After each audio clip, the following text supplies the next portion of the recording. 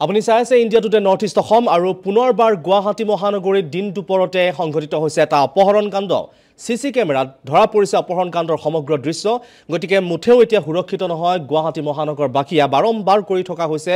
গুৱাহাটী মহানগৰীক যে এতিয়া সুৰক্ষিত নহয় আৰু সেয়া পুনৰবাৰ প্ৰমাণ হ'ল আজি দিন দুপৰতে দেখিবলৈ পোৱা গৈছিল গুৱাহাটী মহানগৰ এটা সদাব্যস্ত অঞ্চল ভৰলুমুখৰ এটি ৰোডত সংঘটিত হৈছে অপহৰণ কাণ্ড আৰু সিসি কেমেৰাত একদম একেবাৰে স্পষ্টকৈ দেখিবলৈ পোৱা গৈছে অপহৰণ কৰি লৈ এখন বাহন আহি চাৰিচকীয়া এখন বাহন আহি কেইজনমান লোকে এগৰাকী ব্যক্তিক সাইকেলেৰে গৈ থকা এগৰাকী ব্যক্তিক অপহৰণ কৰি নিয়াৰ দৃশ্য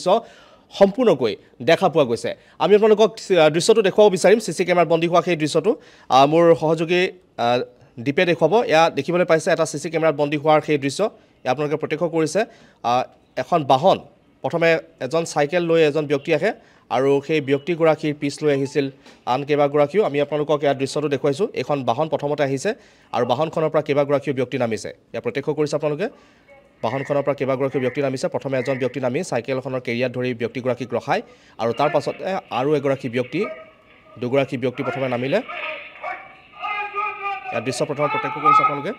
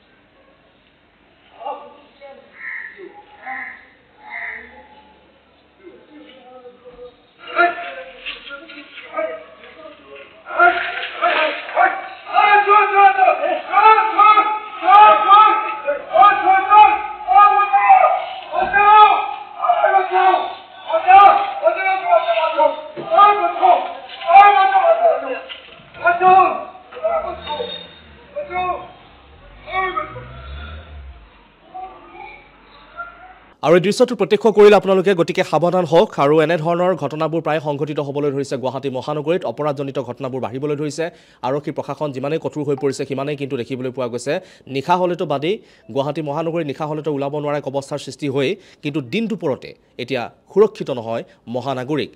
বিগত দিনসমূহতো দেখিবলৈ পোৱা গৈছিল পুৱাৰ ভাগত প্ৰাতঃভ্ৰমণ কৰিবলৈ যোৱা মহিলাক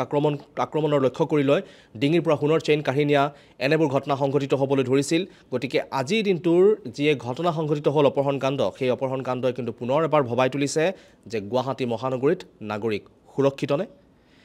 শেহতীয়া তথ্যৰ বাবে চাই থাকিব India today north east Assam ধন্যবাদ